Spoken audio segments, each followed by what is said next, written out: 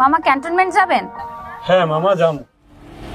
থাক, তোর রিক্সায় যাবো না, আমি অন্য রিক্সায় চলে যাব। আমার সাথে এমনটা কইরেন না, আমার রিক্সা বসে গেলে কি এমন ক্ষতিটা হইব? মামা আমি সকাল তো একটা ভাড়া মারতে পারি না, আমি খুব বিপদে আছি মামা। দরকার আপনি আমার 10টা টাকা কম দিয়েন। তোর রিক্সায় কেউ যাবে না, না খেতে পেয়ে মরবি।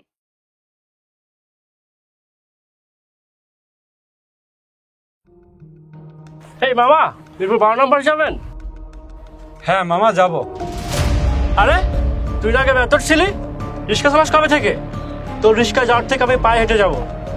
নোংরা জঙ্গলি কোথাকার একটা।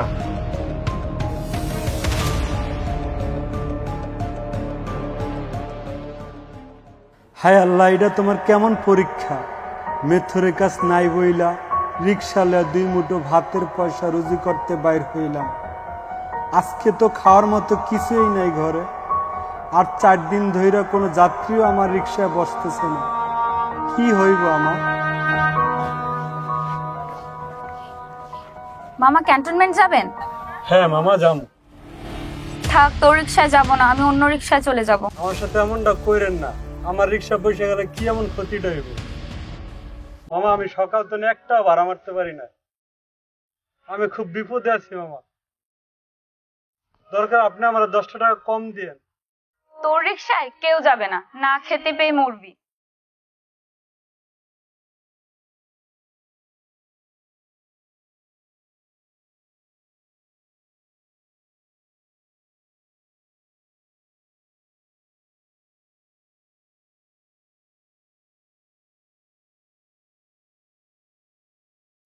মামা ক্যান্টনমেন্ট যাবেন? যাব। ভাড়া কত? 100 টাকা দেবেন আপু। একটু বেশি হয়ে যাচ্ছে না ভাড়াটা? মামা আমার 50 টাকা দেন, আমার রিক্সা চলেন না। আরে তুই তুই এখানেও চলে এসেছিস আমার পিছু করতে করতে। একবার বলে দিলাম না তোকে যে আমি তোর রিক্সায় যাব না? আমি দরকার পড়লে 100 টাকা দিয়ে এই রিক্সাতেই যাব, তাও তোর রিক্সায় যাব না। এ মামা চলেন তো আপনি।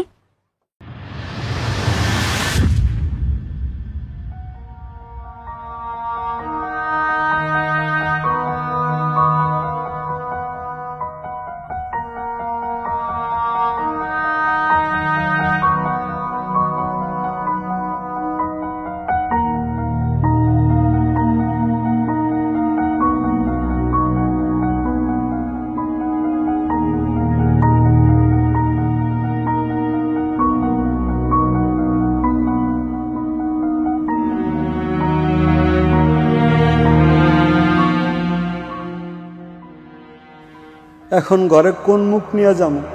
বাচ্চাটা আশা নিয়ে বসে আছে বাবা আইব, আর কিছু খাওয়ানোর জন্য নিয়ে আইব। আর দেখ বাবা খালি হাতে চলে আইছে প্রতিদিনের মতো। আমি কেন আসলাম? এর থেকে ভালো হইতো আমি মইরা থাকতাম কোনোখানে। এখন এ জীবন কেমনে চলবে? কি হয়েছে নিয়ামুল মিয়া, কান্দাছো কেন? কি কমু মেহেদি ভাই, আমি মেথর ছিলাম বইলা আমার রিক্সায় কেউ উঠবার চায় না, আমারে ঘৃণা করে। আচ্ছা ভাই, এমন টাকা ভাই আমার গায়ে কি লেখা আছে আমি মেথর? হ্যাঁ আমি মেথরের কাজ করতাম, কাজ নাই বলে আমি রিক্সা চালাই। আর এইটাই কি আমার অপরাধ? আমার ঘরে আজকে বাজার নাই, আমার পোলাপান আজকে না খেয়ে থাকবো। আজকে তোমার বাচ্চারা না খাইয়া ঘুমাইবো না। এক ভাইয়ের পক্ষ থেকে আরেক ভাইয়ের জন্য ছোট্ট উপহার। না ভাই, আমি এগুলো নিতে পারবো না, আমি পরিশ্রম করে কামাইতে চাই। আরে বোকা, একজন মানুষ যখন আরেকজন মানুষের সাহায্য করে তখন সেটারে দয়া বলে না, সেটা বলে মনুষ্যত্ব। হ্যাঁ, কিছু মানুষ আছে যারা আমাকে জাত পেশা দিয়ে আমাকে বিভক্ত করবার চায়, কিন্তু আমরা তো একই রক্তে মাংসে গড়া মানুষ, একই আকাশের নিচে থাকি, একই বাতাসে নিঃশ্বাস লই, তাহলে কিসের এত ভেদাভেদ? তুমি চিন্তা করো না, আমার মতন হাজারো মানুষ তোমার পাশে থাকবো শেষ নিঃশ্বাস পর্যন্ত। তুমি মানা করো না, এই খাওয়ানগুলা লইয়া যাও। আমি জানি না ভাই আজকে আপনার এগুলো নেওয়া ঠিক হইব কিনা। আমাদের এই সমাজের কিছু লোক আমাদের এই সমাজটাকে আলাদা করে রাখছে। ওদের জন্য কিছু ভালো লোক পেটের ক্ষুধা নিয়ে শুয়ে থাকে, আপনাকে অনেক অনেক ধন্যবাদ। আমি চেষ্টা করুম বাইসা থাকা ইনকাম করে আমার বাচ্চার মুখে 2 মুঠো খাবার তুইলা দেওয়ার, আর কাজ কইরে আমার পরিবারের মুখে অন্ন তুইলা দেবো। থাক, আর কাইন্দ না। এখন এই খাওয়ানগুলা লইয়া ঘরে যাও। তোমার পরিবার তোমার উপরে অনেক ভরসা করে বইসা রইছে। যাও।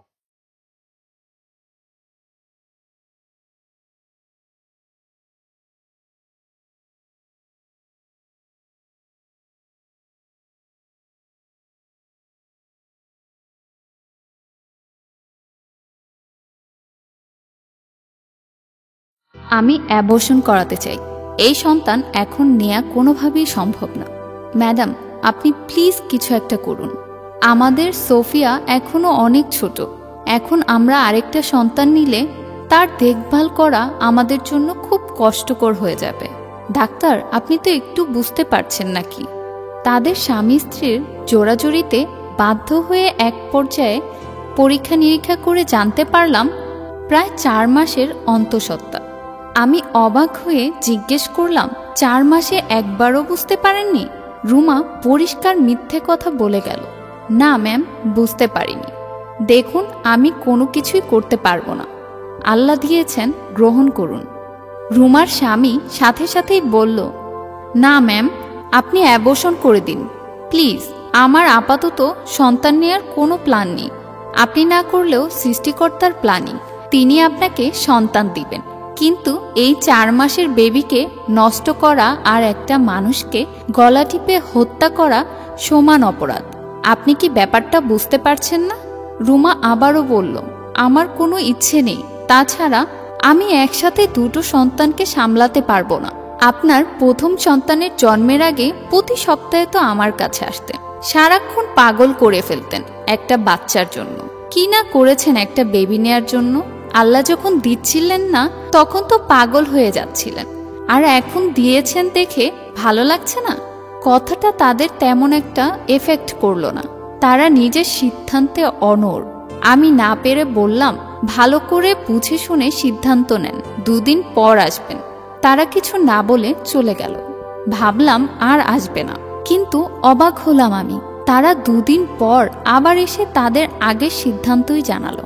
আমি পরিষ্কার বলে দিলাম, এই কাজ আমি একটাও করিনি, আপনারা অন্য কোথাও যেতে পারেন।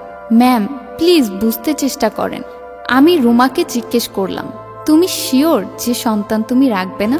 রুমা সম্মতি দিয়ে বলল, হ্যাঁ, আমি রাখব না। তোমার সন্তানকে তুমি মেরে ফেলতে চাচ্ছ? রুমা এবার চুপ করে রইল। আমি তাকে বুঝিয়ে বললাম, মেরে যখন ফেলতে চাইছো তাহলে সোফিয়াকে মেরে ফেলো, এটাই ভালো হবে। তাকে তো তুমি ছুঁয়ে দেখেছো, আদর করেছো, তার মুখে মা ডাক শুনেছো।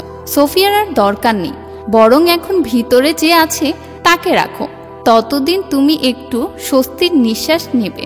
এবার রেগে গিয়ে বলল, কি যাতা বলছেন, এটা হয় নাকি? সোফিয়াকে আগে আমি পেটে ধরেছি, বুকে পিঠে করে বড় করেছি। আমার মেয়েকে আমি অনেক ভালোবাসি। আপনার সন্তান নেই দেখে এমন উল্টাপাল্টা সাজেশন দিয়েছেন। আপনার সন্তান থাকলে কি আপনি এমন সাজেশন দিতে পারতেন? আমার সন্তান নেই, আমি এটা আল্লাহর উপর অসন্তুষ্ট নই। রুমাকে জিজ্ঞেস করলাম, এখন যাকে তুমি নষ্ট করতে চাইছো সে কি তোমার পেটে নেই? এই সন্তান কি তোমাকে মা ডাকবে না? তোমাকে কি আল্লাহ সামর্থ্য দেয়নি 2টো সন্তানকে মানুষ করার? সে পৃথিবীতে আসেনি বলে তাকে সরিয়ে দিচ্ছ। সোফিয়ার জন্য যে অনুভূতি অনাগত সন্তানের জন্য তা নয় কেন? আল্লাহ আমাকে দেননি তাই হয়তো বুঝি না আমি, কিন্তু তুমি তো বুঝো, তারপরও কেন? রুমা চুপ করে রইল। রুমার স্বামী বিষয়টা বুঝতে পেরে বলল, বুঝেছি, ধন্যবাদ আপনাকে। এটা অন্যায় এবং পাপ দুটোই। হয়তো একটু কষ্ট হবে, কিন্তু আল্লাহর ইচ্ছায় সব ঠিক হয়ে যাবে। রুমা তার ভুল বুঝতে পারল, কটু কথার জন্য সরি বলে ক্ষমা চাইল। আমি হেসে বললাম, আরে এইসব কিছু না। তারপর রুমাকে বললাম, তোমার এই বেবির জন্য আমি কোনো ফি নিব না। রুমা হাসতে হাসতে তার স্বামীর সাথে বেরিয়ে গেল। আল্লাহ আপনার ভালো করুক, অনেক বড় পাপ থেকে বাঁচালেন আমাকে।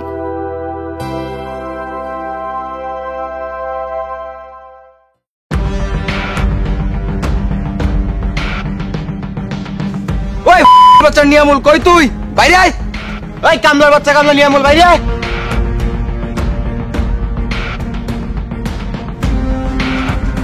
কি হয়েছে ভাই, এত রাগ গেছেন কা ভাই?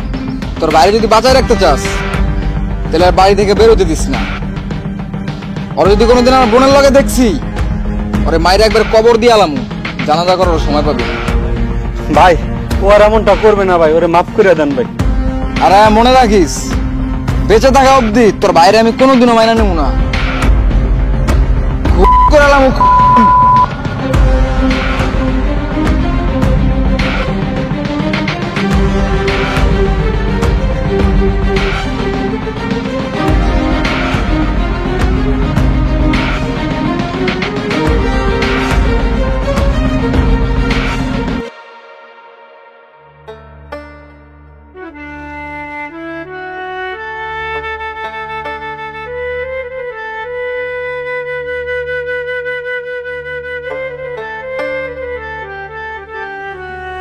যদি মাইনাই নিতে না পারো তাহলে দেখা করতে আইসো কেন?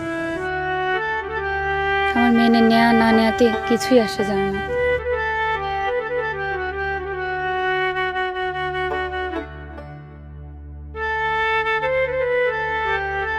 আমাদের মাঝে এই ধর্মের দেয়ালটা আমাদের ভালোবাসার চাইতে অনেক বেশি শক্তিশালী।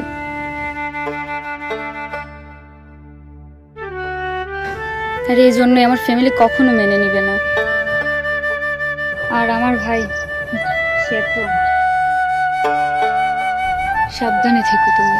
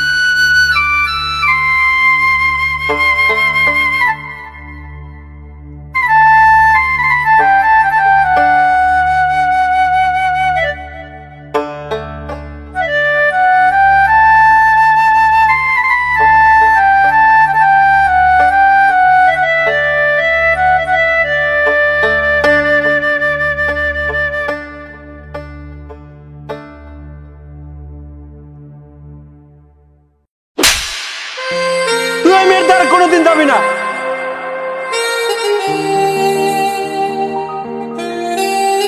বাইরে তুই কেন বুঝতেছিস না? ওরা হিন্দু, আমরা মুসলমান। ওরা কোনোদিন আমাদেরকে মাইনা নেব না। আর আমি তোরে হারাইতে চাই না।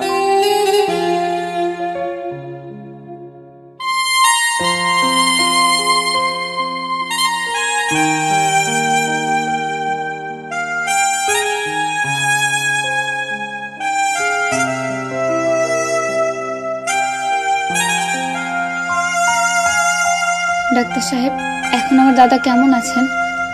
আপনার দাদা আগের চাইতে অনেক ভালো আছেন। হয়তোবা কিছুক্ষণের মধ্যে জ্ঞান ফিরে আসবে। ভেতরে আছে, যান দেখা করে আসুন।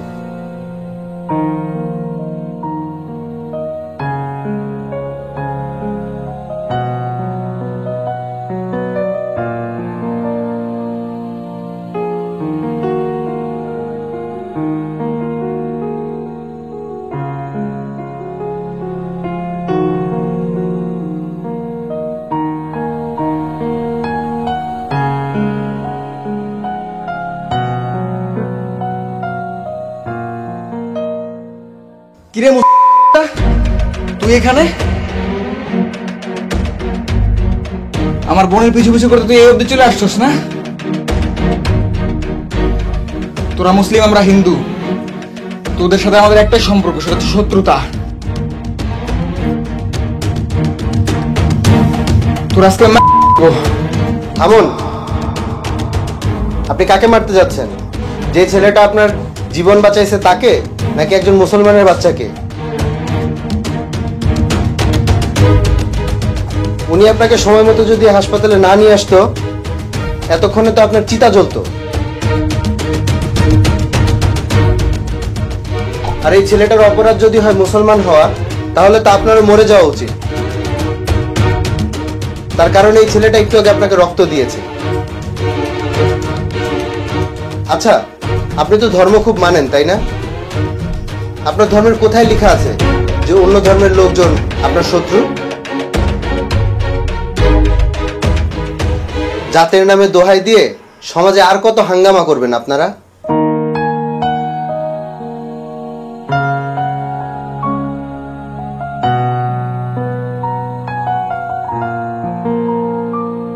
সবই তো শুনলেন, তাহলে এখন আপনি সিদ্ধান্ত নিন যে ধর্মের পরোয়া না করে আপনার জীবন বাঁচালো তাকে আপনি বুকে টেনে নেবেন, নাকি ধর্মের নামে সমাজে আরো হাঙ্গামা করবেন।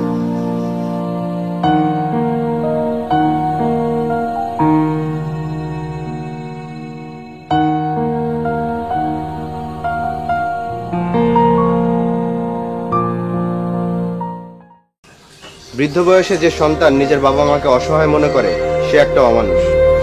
আর এই অমানুষের কাছে থেকে নিজের জীবনটা নষ্ট করবেন না। আপনারা নিশ্চিন্তে আমার কাছে চলে আসুন। আজ থেকে আপনাদের সমস্ত দায়িত্ব আমার।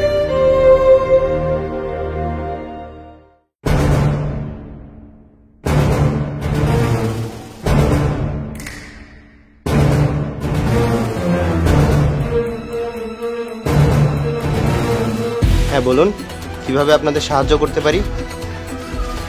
স্যার, ব্রেন স্ট্রোক করার কারণে আমার ভাইয়া পাগল হয়ে যায়, আর আমাদের কাছে যা অর্থ সম্পদ ছিল তা তার চিকিৎসা করতে গিয়ে সব শেষ হয়ে গেছে। শুনেছি আপনার কাছে কেউ আসলে আপনি তাকে ফেরান না, তাই উপায় না পেয়ে আপনার কাছে আজকে এসেছি। সত্যি আজকে আমরা অনেক অসহায়।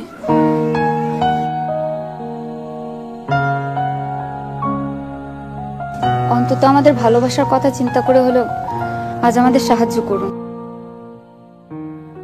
ভালোবাসা? ভালোবাসা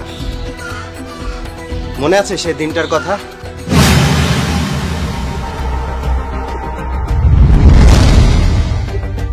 আমি তোমারে ভালোবাসি, আর সারা জীবন আমি তোমারে পাশে চাই।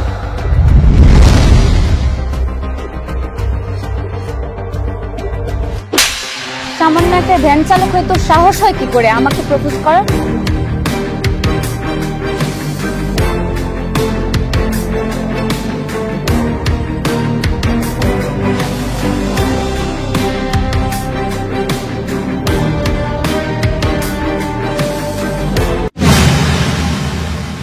ভ্যান চালাতাম, অসুস্থ বাবার মুখের দিকে তাকিয়ে দিন কাটিয়ে দিতাম। কষ্ট ছিল, কিন্তু কোনো ধোঁকা ছিল না, ছিল না কোনো আকাশ সমান স্বপ্ন। তুমি আসলে ভালোবাসা শেখালে, বিশ্বাস করালে ভালোবাসা অন্ধ। ভালোবাসার মধ্যে কোনো ধনী গরিব নেই। আবার আমাকে ছুঁড়েও ফেলে দিলে। আমার বাবাও মারা গেল। আমার বাবা যেদিন মারা যায় সেদিন জানো আমি কাউকে পাশে পাইনি। একা একা বাবার লাশের পাশে বসে আমি সারা রাত কেঁদেছি। আসলে কি জানো, ভালোবাসা বলতে কিছুই নেই, সবই মিথ্যের মায়াজাল। সেদিনের পর থেকে ভালোবাসার উপর থেকে বিশ্বাসটাই উঠে গেছে। কিন্তু আমি মানুষ, প্রতিদিন আমার কাছে শত শত মানুষ সাহায্যের জন্য আসে। আমি কাউকে খালি হাতে ফেরাই না। আমি তোমাদেরকেও ফেরাবো না। আসলে জীবন যুদ্ধ করে বড় হয়েছি তো, তাই মানুষের কষ্টটা আমি বুঝি। আমি আমার ম্যানেজারকে বলে দিচ্ছি তোমার ভাইয়ের ফ্রি ট্রিটমেন্টের ব্যবস্থা করে দেবে। আর হ্যাঁ, সবকিছুর জন্য তোমাকে ধন্যবাদ। তুমি এই কষ্টটা না দিলে হয়তো আমি আজকে এই জায়গায় এসে দাঁড়াতে পারতাম না। তোমরা এখন আসতে পারো।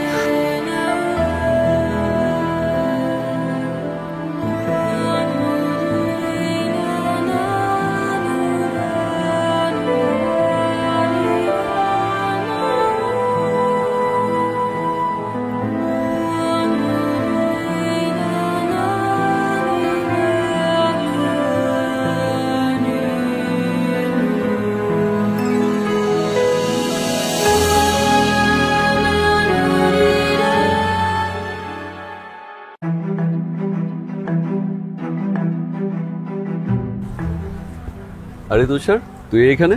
কি অবস্থা, কেমন আছিস? দেখতেই তো পারছিস, দামি পোশাক, সুন্দরী গার্লফ্রেন্ড, দামি বাইক, ভালো তো অবশ্যই আছি। তো তোর কি অবস্থা? এই তো আছি বেশ। স্বপ্না, তোমার মনে আছে প্রপোজ করার জন্য হাতে ফুল নিয়ে আসছিল? এসেছিল, প্রপোজ করেও ছিল, আবার চলেও গেছে। ওর সাহস আছে, ও আমাকে প্রপোজ করছে। তুমি ভালোই করেছো ওকে রিজেক্ট করে আমাকে সিলেক্ট করে। আজকে এই জন্য বাইকে চড়ে ঘুরতে পারতেছো, তা না হলে পার্কে পায়ে হেঁটে যাওয়া লাগতো। আরে বন্ধু, ওসব কথা বাদ দে না, কতদিন পর দেখা। পলিথিনে কি নিয়ে যাচ্ছিস? আসলে পলিথিনে খাবার। পলিথিনে খাবার? দেখছো রিয়া, আমার সঙ্গে রিলেশন না করে যদি ওর সঙ্গে রিলেশন করতে, তাহলে তোমাকে ঠিক পার্কে বসে পলিথিনে খাবার খেতে। আচ্ছা, তোদের যদি মজা করা শেষ হয় তাহলে আমাকে কিছু বলতে দে। হ্যাঁ বল বল। আসলে এই খাবারটা কাকে খাওয়ানো হবে তোদেরকে দেখাবো আজকে। আচ্ছা চল চল।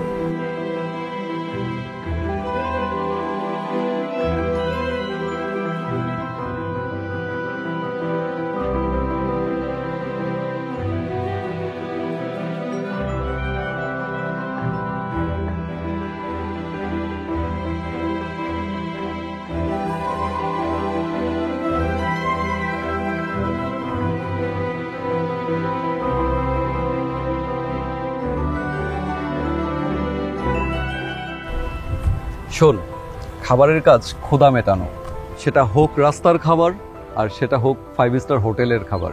হ্যাঁ তুই ঠিকই বলেছিস, খাবার দুই প্রকার, একটা রাস্তার খাবার, একটা 5 স্টারের খাবার। রাস্তার খাবার তোদের মতো লোকের জন্য, আর 5 স্টার খাবার আমাদের মতো লোকের জন্য। আমার কাছে খাবার সবসময়ই খাবার, সেটা হোক 5 স্টারের হোক রাস্তার। এত জ্ঞান দিচ্ছিস, মনে হয় প্রতিদিন 5 স্টারের খাবার খাস। এই 50 টাকা 100 টাকার খাবার কিনে দিয়ে তুই নিজেকে কি মনে করিস? শোন, দামি পোশাক আর দামি প্যান্ট, দামি বাইক নিয়ে ঘুরলেই বড়লোক হওয়া যায় না। বড়লোক হতে হলে মন লাগে। পারলে ইনকাম করে একটা বাইক কিনে দেখা। আসছিস তো জ্ঞান দিত। আসলে আমার কাছে কি আছে না আছে আসলে তোদেরকে বলতে চাচ্ছি না, একটু পরেই বুঝতে পারবি। না বললে বুঝবো কি করে? আসলে আমি যদি বলেই দেই তাহলে তো মজাটা শেষই হয়ে গেল।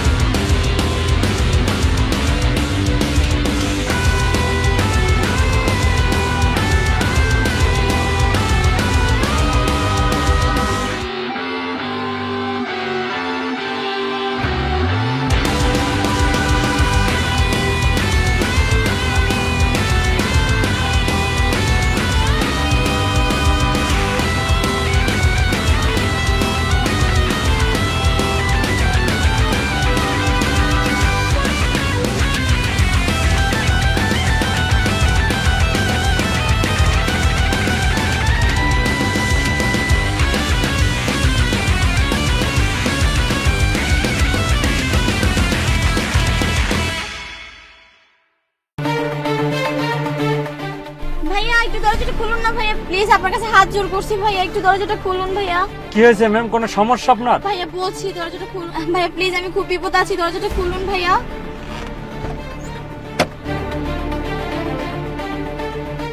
ভাইয়া প্লিজ জানালার গ্লাসটা উঠান ভাইয়া, প্লিজ ভাইয়া, অনেক সমস্যা হয়ে যাবে আমার, প্লিজ উঠান না আচ্ছা কি হয়েছে আপনার বলুন তো, কোনো সমস্যা আছে? ভাইয়া, প্লিজ গ্লাসটা উঠান।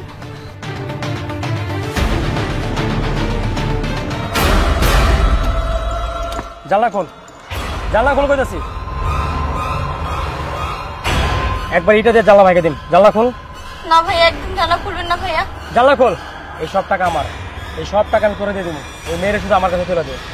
আপনার কথা একদম শুনবেন না ভাই, আপনি যান প্লিজ। আচ্ছা আপনারা কে বলুন তো, আমার সাথে এরকম হইতেছে কেন?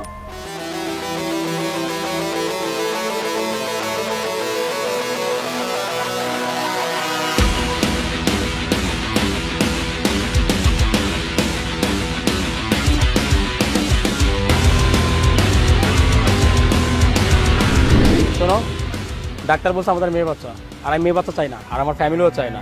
ইনফ্যাক্ট আমরা ডাক্তারের কাছে গিয়ে এই বাচ্চাটা নষ্ট করে দিব। মানে এসব তুমি কি বলতেছো এগুলা? দেখো, আমার ছেলে চাই, জাস্ট ছেলে, বুঝতে পারছো? আমরা কালকে ডাক্তারের কাছে যাব, কথাটা মনে থাকে জানো। চলো। ভাইয়া, ও আমার হাজবেন্ড, ও আমার পেটে মেয়ে বাচ্চা দেখে আমাকে মেরে ফেলতে চাচ্ছে ভাইয়া। ভাই আপনি ওর কথা একদম শুনবেন না, আপনি যান ভাইয়া প্লিজ, আমাকে মেরে ফেলবে।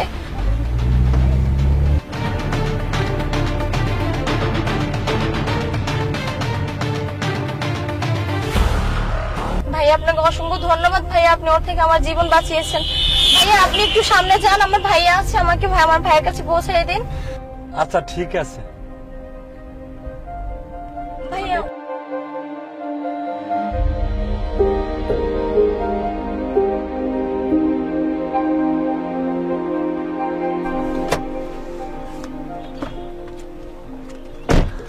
বোন তুই আসছিস? চল বোন বাসা চল। দাঁড়াও ভাইয়া, আজকে তোমাকে একটা ভালো মানুষের সাথে পরিচয় করাই দিব।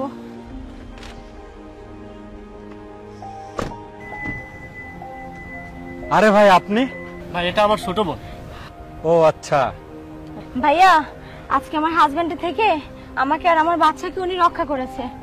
ভাই আপনাকে অসংখ্য ধন্যবাদ, আপনি আমার বোনকে এবং তার বাচ্চাকে বাঁচিয়েছেন। ভাইয়া ধন্যবাদ দিয়ে ছোট করবেন না। মানুষ হয়ে যদি মানুষের উপকার করতে না পারি তাহলে আমরা কিসের মানুষ বলেন? আমাদের প্রত্যেকটা মানুষের চেষ্টা করতে হবে, প্রতিটা জায়গায় কিছু না কিছু মানুষ অসহায় এবং বিপদে থাকে, তাদের সাহায্যের হাত বাড়িয়ে দেওয়া। আর এই দৃষ্টিটা যদি আমাদের প্রত্যেকটা মানুষের থাকে না, তাহলে এই দেশে কোনো মানুষ অসহায় এবং বিপদে থাকবে না। আপনার বোনের প্রতি খেয়াল নেবেন, আমার জন্য দোয়া করুন, ভালো থাকবেন।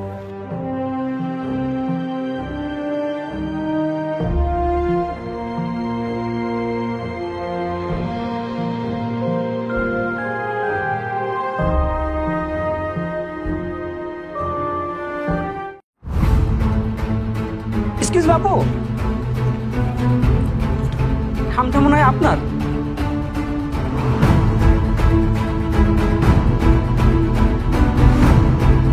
হ্যাঁ এটা আমার। এটা আপনার খাম মানে? এটা তো আমার খাম। ও হ্যালো, কি বলছেন? এটা তো আমার। দেখো এই টাকাগুলো আমি অনেক কষ্টে কামাই করেছি ভাইয়া, এই টাকাটা আমার। আপনারা দুজনেই বলতেছেন আপনাদের খাম, তো এখানে একটা রাস্তাই আছে এটা বের করার জন্য, যার মাধ্যমে বোঝা যাবে যে এটা কার খাম। আচ্ছা আপু, আপনি বলেন তো এখানে কত টাকা আছে? এখানে 5,000 টাকা আছে। আচ্ছা আপনি বলেন তো এখানে কত টাকা আছে? আরে এখানে তো 5,000 টাকা আছে।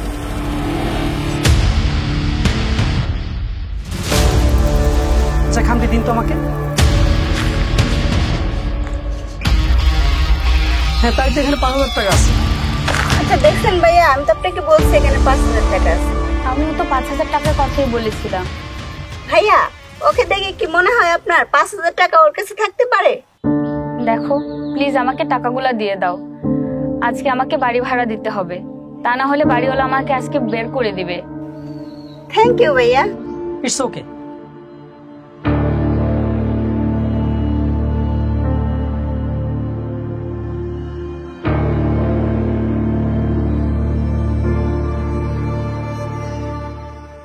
হ্যালো, টাকাটা কি জোগাড় হয়েছে? আজকে কিন্তু কোনো আমি অজুহাত শুনবো না।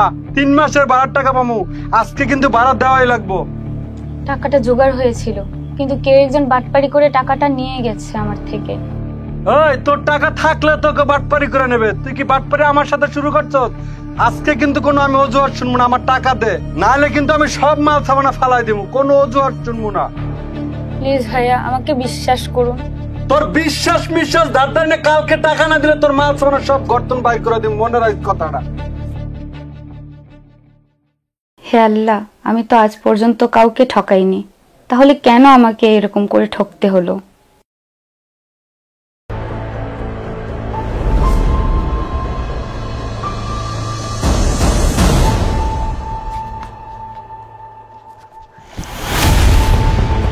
আরে কি হয়েছে আপনার? আপনি এরকম করছেন কেন? আমার আমার ইনহেলার লাগবে। কোথায় আপনার ইনহেলার? আমাকে বলেন, আমি নিয়ে আসছি। বাসায় বাসায় ব্যাগে রেখেছি। তাড়াতাড়ি কিছু একটা করো, নাহলে ওনার শ্বাস বন্ধ হয়ে যাবে। আরে আমি কি করব, আমি তো নিজেই ভেবে পাচ্ছি না। কি হয়েছে ওনার? আমি কি কোনো সাহায্য করতে পারি? আপনি কি হেল্প করবেন? আপনি তো নিজেই হুইল চেয়ারের মাধ্যমে চলাফেরা করেন। এটা ওনাকে দিন। এই নিন।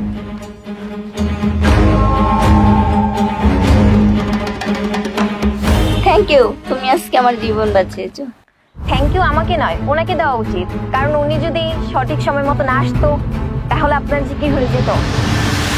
তুমি আমাকে বাঁচিয়েছো, কিন্তু কেন? আমি তো কালকে তোমার কষ্টের টাকা নিয়ে গেছিলাম। আপু, টাকার চেয়ে জীবন অনেক মূল্যবান। টাকা আর কি, ইনকাম করে নেব পরে আবার। আচ্ছা, তুমি এটা শুধু বলো, আমি কি করলে আমার ভুলটা শুধরাতে পারবো? আপনি যে কালকে আমার টাকাগুলো নিয়েছিলেন, প্লিজ ওই টাকাগুলো ফেরত দিয়ে দেন। আজকে যদি আমি বাসা ভাড়া না দিতে পারি তাহলে বাড়িওয়ালা আজকে আমাকে বাড়ি থেকে বের করে দিবে।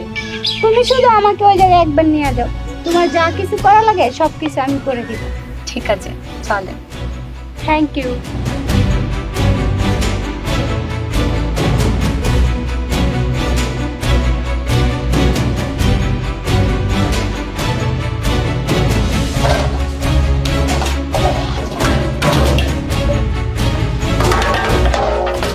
কি করছেন আপনি? আপনি আমার জিনিসপত্র ছুঁড়ে ফেলছেন কেন?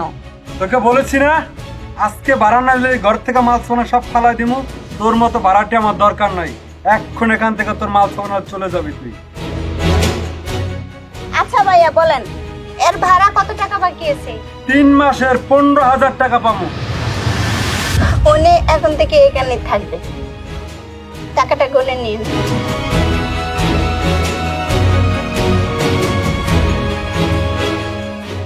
ওনার বাসা ভাড়া প্রতি মাসে এখন থেকে আমি দিব। আচ্ছা ঠিক আছে। আপনি এখন থেকে চিন্তা করবেন না, আপনার রুম ভাড়া প্রতি মাসে আমি পাঠিয়ে দিব। থ্যাংক ইউ সো মাচ আপু। আজকে আমি আপনার কাছ থেকে অনেক কিছু শিখতে পেরেছি। আমরা যদি কারোর সাথে খারাপ করি, আমাদের সাথেও খারাপ হয়। আপনি তো আমার জীবন বাঁচিয়েছেন, ওইটার কাছে টাকা কিছু না। আচ্ছা, ভালো থাকবেন।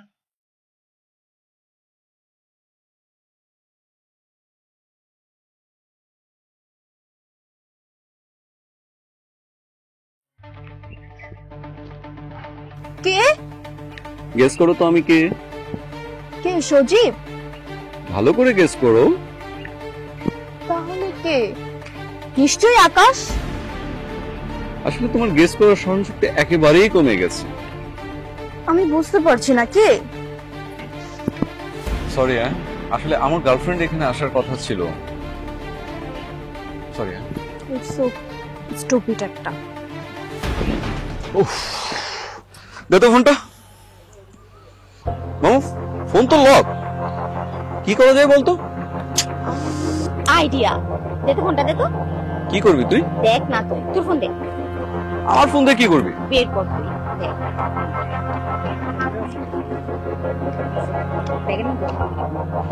আসলাম। হ্যাঁ,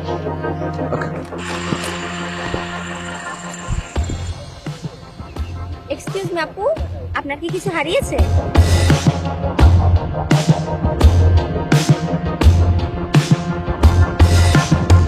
আমার ফোন, আমার ফোন পাচ্ছি না। অ্যাকচুয়ালি আপু, আমি একটা ফোন পেয়েছি তো। এটা কি আপনার ফোন? এটা কি আইফোন? জি হ্যাঁ, এটা আইফোন। তাহলে এটা আমারই। কিন্তু এটা যে আপনার ফোন আমি কিভাবে বিশ্বাস করব? আপনি আমার পাসওয়ার্ডটা দেন, তাহলেই খুলে যাবে। ওকে। 1144। সরি আপু, এটা আপনার ফোন না। এই নে ধর, কাজ হয়ে গেছে। তোর মাথায় দেখছি অনেক বুদ্ধি। বুঝতে হবে, এগুলো সব টেকনিক মাম্মা। ওয়াও। ওকে, আমার বাগেটটা আমাকে দিয়ে দিবি সময় মতো। গেলাম। ওকে। কে? বলো তো কে, আন্দাজ করো। আরে ভাই আপনি কে, আমি কি করে বলবো? আরে স্যার আপনি আমাকে চিনতে পারছস?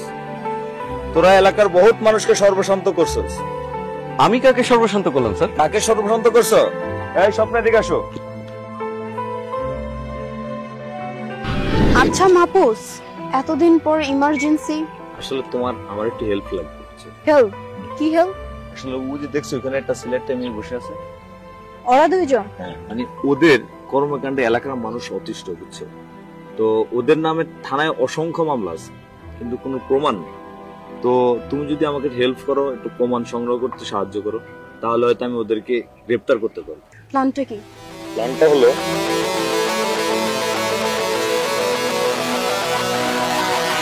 ঠিক আছে চল বেটা, চক্রকে অনেকদিন ধরে খুঁজতেছি আমরা। তুমি চলো।